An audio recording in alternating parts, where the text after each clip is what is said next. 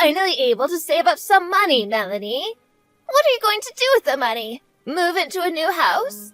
Which house are you thinking of buying? Did Kevin tell you all this? We haven't decided on a house yet, but we have begun our search for a new house.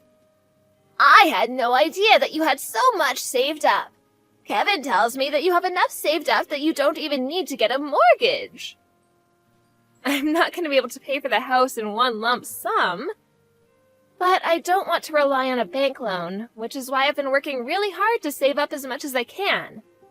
I see. So you were saving up to buy a new house. I thought that you were stingy, but I guess you had your reasons. I guess you could say that. I've always been frugal, so saving up wasn't all that difficult for me. I've been married to Kevin for 15 years now, and the entire time I've been saving up for our dream home. So that probably means you have around $300,000 saved up. Am I right? I'm not comfortable discussing the amount of money I have sitting on my bank account. Why are you so interested in my savings? Well, we're family now, so I think that I have the right to ask and know about these things. I suppose, but... I was just thinking about how nice it would be for me to move into a new house as well. What do you say to living together? I'm sorry, but I plan to live in my new house with Kevin and no one else. I'm your mother-in-law. How could you say no to me? I'm sorry, but it's not in our plans to live under the same roof as you. We told you the same thing when Kevin and I got married. Kevin and I have been dreaming of purchasing a house of our own, and the last thing we want to do is say yes to moving in with you. Why are you so cold to me? What do you have against me? Don't you think that you're being a little rude to me? Ever since you got divorced, you've been relying on Kevin for money. I have, but Kevin is my son. I'm allowed to ask for his financial help if I need it. I raised him, so I should be able to receive money from him. Kevin never gave you his money, he's lending it to you. On top of that, he's been sending you monthly payments to help out with your living expenses. We know that you're in a lot of debt. The last time that you came over to see us, you stole some of our valuable possessions from us. I'm sure you can see why we wouldn't want to live under the same roof as you. You say that you can't live with me, but you're letting another woman live under your roof? What's that about? She's my great aunt. She's been good to me, and now it's my turn to take care of her. But it seems unfair that you'd let your great aunt live with you and not me. I'm Kevin's mother. We can't get dragged into your financial problems. And my great aunt is only living with us temporarily. Once Kevin and I purchase a new home, my great aunt will no longer be living with us. I mean, the house that we're living in now is her house. I've been helping her out because she recently had some medical problems. I really do hope that you and Kevin will invite me to move into your new house with you. I won't give up so easily. Well, Kevin and I aren't going to give in either. I need to go now.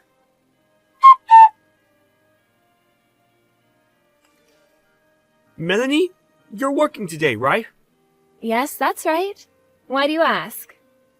Well, my mother was acting stranger than usual. How so? Well, she says that she's coming over to the house now. I told her that you're at work, but she wouldn't listen. She says that even if you're not here, she'd be coming over anyway. Did she text you? No, she didn't. And this is the first time I'm hearing about it. Your great aunt is the only one at home right now, correct? Has my mother been introduced to your great aunt? I can't remember. I don't think that the two of them have met before. But I'm sure that my great aunt would let her into the house, seeing as she's your mother. I hope that your mother doesn't cause any trouble. I don't trust her. I'm gonna give a call to my great aunt now. That would be the smart thing to do. I don't trust my mother either. I'm starting to get worried. I hope that your mother is on her best behavior today.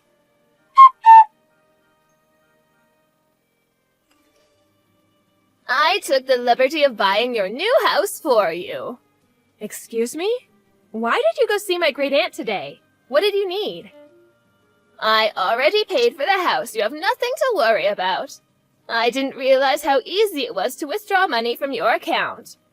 I couldn't withdraw the entire amount in one go, so I went to the bank numerous times. The real estate agent allowed me to sign the contract for the house when I showed them the balance in your bank account. I'm going to need all the money in your account to pay for our new house. What in the world are you talking about? I know that you said you wanted a new house, but with the money you had, I could only purchase a second-hand property. Since I was the one that found this amazing house, I think that it makes sense that I live there with you and Kevin. I'm not quite following you. What is this about? How were you able to take my money and go buy a house? Once I figured out your passcode, it was all very easy. Thank you for saving up all that money. Do you realize how crazy you're sounding right now? If you really did what you claim, it means you stole from me and made a huge purchase. I don't understand why you're being so cavalier right now. I'm really grateful that you put in a lot of effort to save up all that money. I'm really looking forward to living in the house that I purchased with your money. You and Kevin are welcome to live with me if you'd like. How many times do I have to tell you that Kevin and I have no plans to live under the same roof as you? How did you get a hold of my bank book and card? I withdrew the $300,000 in your account and used the money to buy myself a house. Since we're a family, your money is my money, so I'm assuming that you have no issues with this, right? I have my bank book right here. I don't know what you're talking about. What? I went to check that I had it after you told me about what you had done. But the bank book which belongs to my great-aunt is missing. Your great-aunt? Yes, the woman who let you into the house today. She only let you in because you're Kevin's mother. My great-aunt never expected you to be a thief, too. She was terribly shocked when she realized that you had taken her bank book. I don't get it. So you're saying that I took your great-aunt's bank book instead of yours? But it had your maiden name on it. Are you sure about that? My first name is Melanie, and my great-aunt's first name is Melania. People confuse our names all the time because they're so similar. I think that you took my great-aunt's bank book and assumed that it was mine. Oh, you're right. What am I supposed to do now? Why does your great-aunt have so much money? Well, I guess the money is mine now. Do you not understand the gravity of what you've done? You committed a serious crime and you will be punished. You do understand that, don't you? Look, it was an accident. I took her money thinking it was yours. I mean, we're all family, so I don't think that it's a crime. Even if we are family, that doesn't make it okay for you to steal our money. My great-aunt is furious with you. Okay. She told me that she's going to get her money back from you, and she's going to make sure that you don't take any more money from her. Well, I need the money to pay for my new house. Well, it's not your money to take. You shouldn't be buying a house if you can't afford it. My great-aunt was careless for writing down her passcode, but that doesn't give you the right to steal her money. You're absurd for thinking you could steal your family's money and spend it on something so big like a house. You're a criminal. I wasn't stealing that money. It's mine, since I'm a part of your family now. Besides, I thought that money was yours. I was doing you a favor by buying you a house, but you were going to buy anyway. I know how busy you and Kevin are with work. I was only trying to help. Since I chose a house suited to my needs, I think that it would make sense for me to move in with you. Do you realize how outrageous this is? You need to own up to your crime. You committed theft. Aren't you blowing things out of proportion here? This is all a big misunderstanding. I only borrowed the money. I was going to pay it back eventually. Neither me or my great-aunt ever agreed to lend you the money, which makes it a crime. You took the money without our consent. Don't try to get out of this by saying it was a misunderstanding. Wait a minute, Melanie. Could you please have a word with your great-aunt and sort this all out? She wants you to pay her back the money ASAP. But I need the money to pay for the new house. Could she please give me a little time to come up with the money? She doesn't care. She wants you to pay her back, and if you can't, she'll go to the police. The police? She can't do that to me. Please don't make such a big deal out of this. We don't need to involve the police. But you committed a crime. You should have never taken my great-aunt's bank book and card.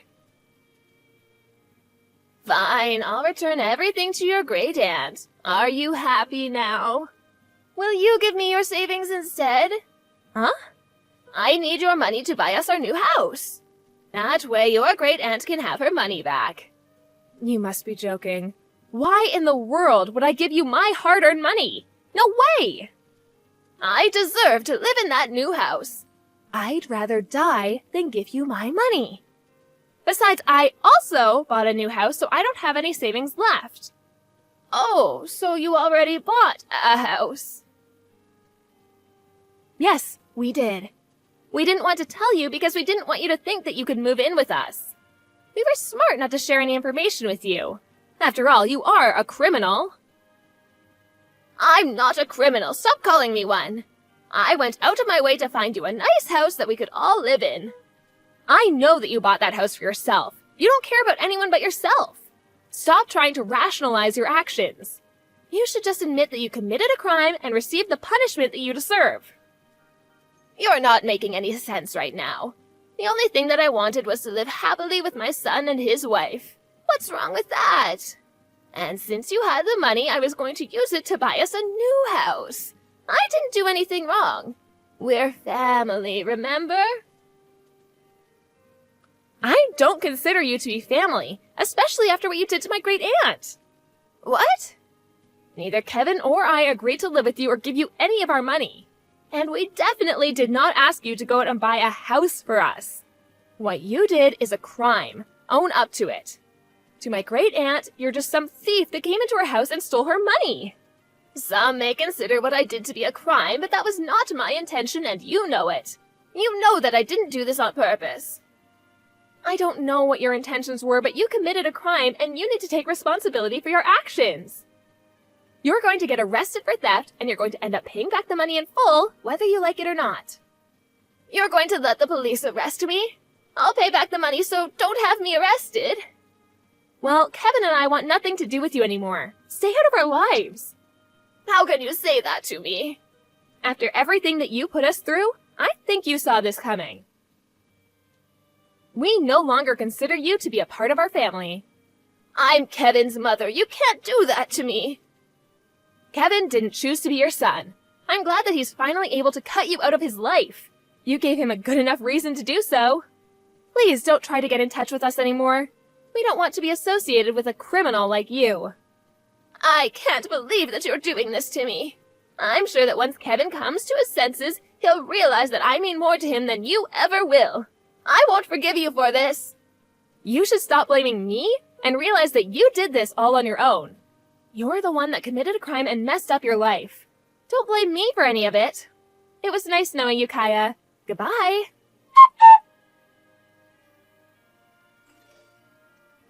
In the end, Kaya was arrested after Melanie and her great aunt reported her crime to the police. Kaya's entire family cut her off, and she was completely alone to deal with the mess that she had created. She's now going to have to spend the rest of her life paying back the money that she stole. It turned out that the real estate agent that Kaya had reached out to buy the new house was a bad one, and they never returned the down payment on the house even after the deal was called off. Kaya tried to get out of her money problems by stealing from her family, but she ended up with more debt than she ever imagined.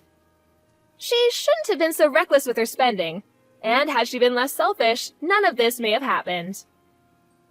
As for Kevin and Melanie, they moved into their new house and are living a happy and carefree life now that Kaya is out of their lives. No one knows what happened to Kaya after she came out of jail, but no one cares enough to want to help her out.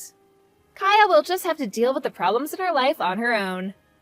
Kaya spent too much of her life taking from others and not appreciating it, so she will now have to suffer the poor choices of her past.